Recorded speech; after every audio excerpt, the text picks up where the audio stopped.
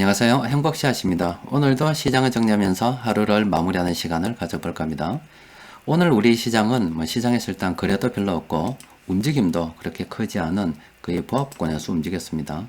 코스피는 0.19% 하락 마감했고, 그리고 코스닥은 0.57% 하락 마감했는데, 세력들 순매수 순매도를 보면은 다른 날에 비해서 확실히 작죠.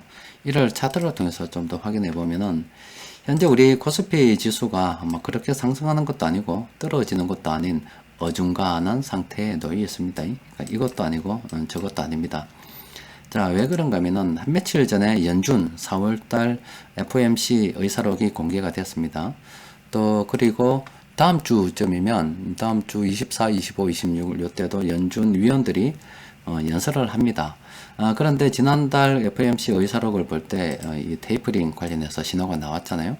그럼 사람들이 좀 궁금하죠. 그 위원들이 다음 주 월, 화, 수 이렇게 나와서 또 관련해서 이야기를 꺼내기 시작하면 분명히 이 테이퍼링 관련해서 언급을 할 거다 이 말입니다. 그러니까 시장에서 눈치 좀 보느라 어중간하게 움직이고 있다 이렇게 보시면 되겠습니다.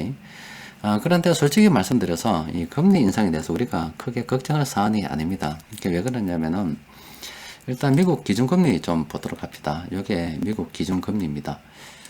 이런 거죠. 요때 2004년부터 요 2007년까지 이때 전 세계적으로 거품이 엄청 일어나던 시기였다 아닙니까? 그죠? 그런데 그렇게 주식시장이 상승할 때 금리는 올랐습니다. 그러니까 이런 사례를 생각해 본다면은 일단 우리가 금리 오르는 걸 갖다가 크게 걱정할 필요 없다는 겁니다. 또 그리고 세력들이 지금 돈이 줄어들까 상당히 겁을 내고 있는데 솔직히 그것도 크게 겁낼 사항은 아닙니다. 왜냐하면 이때 잘 나가다가 거품이 터지면서 2008년도 미국발 금융 위기가 왔잖아요. 그럼 이때 돈이 상당히 줄었기 때문에 양적 완화를 통해서 시장에 돈을 공급을 했습니다. 그때 최고 매입도 했었어요. 그러다가 실제 금리 인상이 언제 됐냐면 한 2015년도 말 요때 그 이전엔 테이퍼링이 있었고 이때 됐다 이 말입니다. 그러면 이제 시장에 돈이 줄어든다라고 볼 수 있죠. 그럼 연준의 자산을 좀 살펴보면 이렇습니다. 같은 기간에 어떻게 됐냐면 이때는 돈을 풀었을 때 실제 연준에서 돈을 많이 풀었지요. 그리고 또 돈을 또 풀었고요. 또 돈을 풀었습니다. 풀다가 한 번, 두 번, 세 번 풀고 이번에까지 하면 네 번입니다. 이번이 엄청나게 풀었다는 걸 알 수 있겠죠. 그런데 테이퍼링도 이때 했었을 거 아닙니까? 그러다가 이때부터 금리 인상을 했습니다. 금리 인상을 했는데 연준 자산의 규모를 보면은 크게 줄지 않죠. 늘어나는 거는 눈에 띄게 이렇게 늘어나는데 연준에서 자산을 줄인다 해도 크게 줄어들지 않죠. 금리 인상을 했을 때 한 2018년도 이때쯤 돼가지고 돈이 좀 줄었어요. 실제 돈이 줄어드니까 우리 시장도 이때 영향을 많이 받았잖아요. 그런데 이거는 연준에서 그냥 내보내는 우리로 치면 한국은행 본원통화 같은 거잖아요. 그러면 우리가 실제 사용하는 돈은 여기 아니죠. M2라고 해서 이걸 봐야 되죠. 그런데 2014년 요때부터 테이퍼링 했고, 또 그리고 요 2015년 말부터 금리 인상했잖아요. 그런데 어떻게 됐어요? 시중에서 쓰는 돈은 계속 늘어났죠. 그죠? 그럼 민간에서 돈을 만든다 이 말입니다. 그러니까 여러분들께 말씀드리고 싶은 것은 금리 인상 얘가 전혀 우리 솔직히 걱정할 사안이 아니다 하는 겁니다. 그 세력들은 걱정이 되죠. 돈은 워낙 단기적으로 움직이니까. 그러니까 우리는 장기적으로 볼 때 일단 돈이 늘어나니까 일단 걱정할 게 아닌데 예전의 사례를 이렇게 봤을 때 이 금리가 오르던 시기였습니다. 2004년에서 2007년 이때 오르던 시기에 전 세계가 거품이 늘어나면서 주식시장이 호황을 맞이했던 때도 바로 저때입니다. 저때이고 또 그 이후에 미국 금융위기가 와서 돈을 풀었잖아요. 돈을 풀고 그 이후에 실제 금리 인상도 했는데 연준 자산을 보면은 실제 그렇게 많이 줄일 수 없다는 겁니다.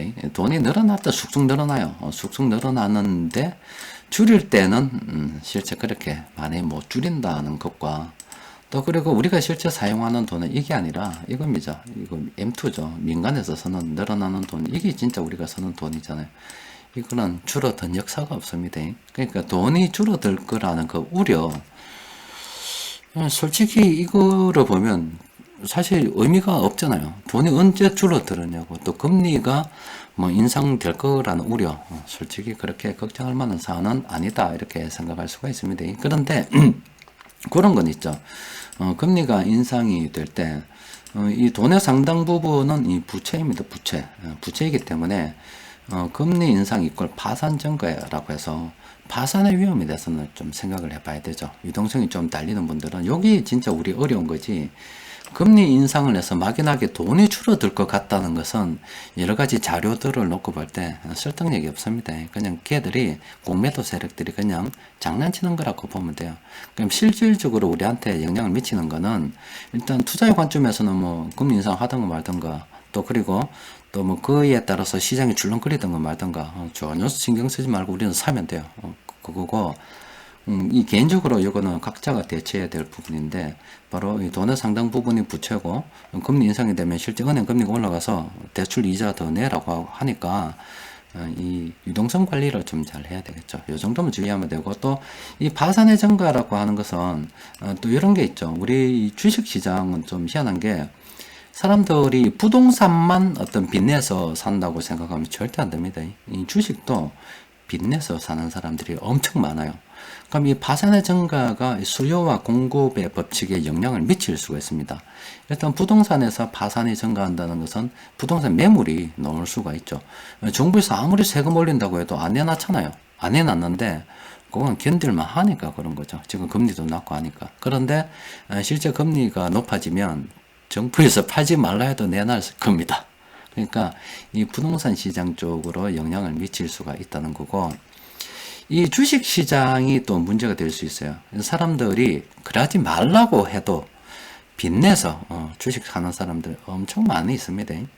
그런데 그 사람들이 굉장히 높은 이자를 주고서 빌려서 산단 말입니다. 그런데 이 여러 가지 이슈에 의해서 공매도 세력들이 하면 매도를 하면 시장에 또 영향을 받아서 내가 담보를 빌린 돈을 빌려서 산 주식이 담보 잡혀놨는데 주가가 떨어져서 갚아야 될 수도 있죠. 또 유동성이 안 돌아가서 또 돈을 갚지 못하면 또 반대 매매에 넣을 수가 있죠. 그러니까 이 레버리지가 많아서 빚으로 투자된 이 주식이 많아가지고 그 빚들이 이렇게 연쇄적으로 도미노처럼 무너지게 되면 이거 진짜 답 없이 시장에 한 방 갈 수도 있습니다. 그러니까 우리 지금 이 주식시장이 이렇게 상승했는데 이 상승이 순수하게 사람들이 가진 현금으로 상승한 게 아니라 이거 현금이 진짜 이 정도 부분이라면 이 정도로 합시다. 이 정도면 상당 부분이 빚이 될 가능성이 굉장히 크다 이 말입니다. 그러면 이 금리가 인상이 되었을 때 이 빚이 하나 둘 빵꾸 나기 시작하면 이 도미노로 인해서 시장이 폭락하는 사례. 그러니까 이거 정말로 아무런 이유 없이 폭락하는 겁니다. 이런 사례가 몇 번 있었습니다. 그래서 요게 위험한 거죠. 요거를 우리가 걱정해야 되는 거지. 파산을 사실 우리가 걱정해야 되는 거지. 금리 인상 그 자체는 솔직히 걱정할 게 아니다 이 말입니다. 그러니까 여러분들에게 내가 늘 말씀드리는 거는 현금 잘 들고 있어서 이렇게 뭐 금리 인상으로 이슈가 있을 때마다 그때는 공매도 세력들이 장난친다 보고 사는 겁니다. 그리고 또 현금 유동성에 대해서도 좀 생각해 봐야 되는 게 여러분들 절대 빚내서 투자하면 안 돼요. 현재 우리가 지금 주식시장이 이렇게 오른 게 순수하게 사람들이 자기 돈으로 투자했다고 보면 절대 안 됩니다. 이 시장은 빚으로 인해서 올라간 겁니다. 그러니까 그런 빚들이 들어왔는데 또 주식시장 기대 심리로 해서 뭐 실제보다 엄청 크게 지금 올라와서 이게 거품이 많아진 상태라고 하는 거잖아요. 근데 이 거품은 언제든지 확 꺼질 수도 있기 때문에 여러분들 주식 한 방에 날아갈 수가 있습니다. 그래서 그거를 좀 우리가 조심해야 됩니다. 뭐 그리고 뭐 하나 더 말씀드린다면은 지금 우리 이 주식시장에 투자한 사람들이 겁이 없어요. 왜 겁이 없냐면 이 지금 월간 차트로 이렇게 보면 이게 지금 뭐 1993년도부터 지금입니다. 굉장히 긴 시간이에요. 긴 시간인데 이 전체 시장을 놓고서 볼 때 지난 한 1년간 이 시장 움직임 이런 급격한 상승은 우리 주식 역사상 한 번도 없었습니다. 이거는 굉장히 이례적인 사건입니다. 작년에 시장이 쫙 이렇게 한 방에 올라간 것은 굉장히 이례적인 사건이다 이 말이에요. 그런데 사람들은 이 이례적인 사건을 가지고 이례적이라 생각 안 하고 원래 주식 시장이 이럴 것이다 생각할 수가 있습니다. 그러니까 굉장히 시장을 좀 우습게 보는 거죠. 가볍게 보고 별거 아닌 것처럼 이렇게 대할 수가 있는데 앞서 말씀드린 것처럼 이렇게 급격한 상승 뒤에는 바로 사람들이 빚내서 들고 온 돈, 요 더하기 주식시장에서 발생하는 기대 심리에 의해서 생각보다 시장이 크게 올라 있다 이겁니다. 그런데 금리 인상이 되었을 때 자잘한 거는 별 상관이 없으나 어느 순간 사람들이 한계에 봉착해서 이 빚이 도미노처럼 무너지게 되면 이 시장 한 방에 날아갈 수도 있어요. 그러다가 다시 또 가겠죠. 그러니까 우리가 예상하지 못한 시기에 크게 한 방 무너질 수도 있다는 거 생각하고 있어야 됩니다. 지금은 사람들이 너무 겁이 없이 달라들고 있습니다. 그런데 이 시장 전체를 보면은 굉장히 이례적인 일이라 볼 수 있는데 사람이 겁도 없으니까 아무 주식이나 사면 되는 줄 알고 아무 주식이나 막 사고 있어요. 그러니까 가다가 한 방에 갈 수가 있습니다. 제가 카페에서도 참 조심해라, 빚 조심해라, 뭐 유동성 조심해라 한두 번 이야기하는 거 아닌데 아마 사람들이 우습게 아는 사람들이 분명히 있을 겁니다. 그래서 나중에 시장이 하락하게 되면 크게 울 사람들이 생길 수도 있어요. 그래서 제가 함부로 무조건 희망적이다 이야기를 못하는 겁니다. 왜 그러냐면은 있는 그대로 제 의견을 말씀드리는 거지 그런 거 싹 숨기고 사람들한테 좀 희망을 주기 위해서 무조건 잘 될 겁니다 라고 이야기했을 때 분명히 이 시장 자체가 이 상승 자체가 이례적인 상승이다 이 말이에요. 또 시장에서 이 빚 때문에 한 방에 꺼지는 일들이 한두 번 있는 게 아닌데 언제든지 나도 예측하지 못한 시기에 올 수 있다 이 말입니다. 그런데 이제 시장이 진짜 무너지면 사람들이 엄청 공포스러워하겠죠. 지금 3천인데 요말 떨어져도 사람들 무섭다고 난리예요. 아이고 무서워요. 엄살 떨고 있다고. 아이고 무서워요. 무서워요 소리 할 수 있을 때가 좋은 거예요. 진짜 무서우면 억소리도 못하고 한 방에 갑니다. 그게 지금 이 시장이 이래 있다가 한 방에 한 2,000포인트 이게 떨어진다 생각해보세요. 2,000포인트까지. 이거는 그냥 초상집이 아니라 그냥 막 끝나는 겁니다. 이거는 그냥 게임 끝입니다. 이런 일이 없을 것 같아요. 언제든지 생길 수 있습니다. 거짓말 같죠? 당해보면 압니다. 근데 당하면 이미 늦은 거죠. 2000까지는 그래도 이렇게 언제든지 2250포인트까지는 한 방에 밀릴 수 있습니다. 왜냐면 이게 다 빚이니까. 여기까지는 언제든지 밀릴 수 있습니다. 조심해야 돼요. 자, 일단 오늘 시장 수급 좀 보도록 합시다. 보면은 요것만 돈 들었어요. 나머지는 없어요. 나머지는 지금 세력들이 다 팔고 없습니다. 그 운송장비는 지금 뭐 한미 정상회담 하니까 뭔가 좀 잘 되겠다 이런 기대 심리도 좀 있겠죠. 그런데 일단 시장 전반적으로 수급이 좋지 않기 때문에 오늘 뭐 운송장비 몇 개 들어와도 운송장비는 이미 예전에 다 탐욕 다 찍었다 아닙니까? 조심해야 되는 거죠. 그래서 마땅하게 살 종목은 없을 것 같아요. 일단 좀 보긴 하니까 일단 23개 종목 세력들이 오늘 매수했어요. 그래서 쭉 보니까 일단 세력들은 기아차, 카카오, 현대차, 운송장비 쪽으로 현대 쪽으로 많이 매수했습니다. 그리고 제약 관련주도 오늘 상당히 제약 관련주 엄청 많네요. 많이 매수했죠. 근데 장기적으로 보면 뭐 제약 관련주는 항상 괜찮죠. 뭐 오전 시장에서도 잠시 말씀드렸는데 자꾸 그 예상이 앞당겨지는 것 같아요. 지금 2017년도에 그 유소년 인구 15세 이하 인구와 이렇게 65세 이상 인구가 크로스 2017년도에 크로스 됐잖아요. 올해가 2021년입니다. 그런데 원래는 한 2026년 정도 된다 그랬어요. 근데 2025년 되면은 우리나라 국민 5명 중에 1명이 65세 이상이라고 이야기해요.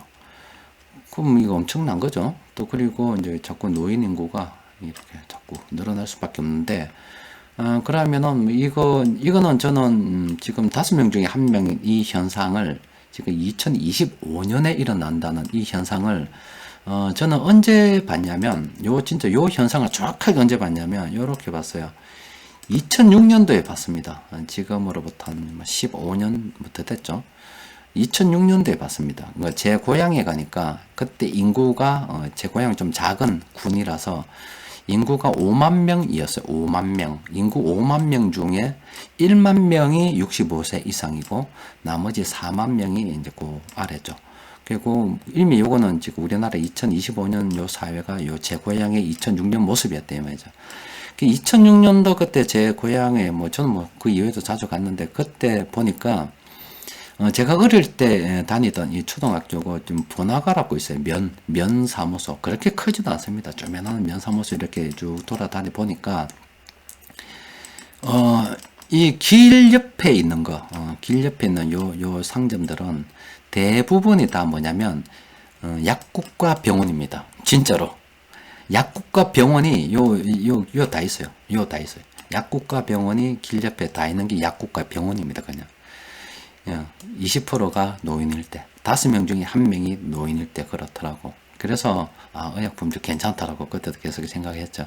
근데 지금 2025년 되면 그 상태가 되죠. 의약품주는 많이 오르기도 했지만은 장기적으로 보면 굉장히 전망이 있다라고 생각할 수가 있습니다. 일단 세력들이 이런 거 많이 썼고, 외국인들은 뭐 기아차, 그리고 뭐 연기금은 현대차, 사모펀드는 기아차, 오늘 기아 현대 다 샀었네요. 자, 이런 종목 샀고, 또 그리고 이런 종목을 좀 조심해야죠. 지금 철강 관련해서 사실 그동안 좀 많이 올랐다 아닙니까? 보면은 뭐 스틸, 뭐 제철, 뭐 포스코, 뭐 스틸 이런 거 많이 들어가죠.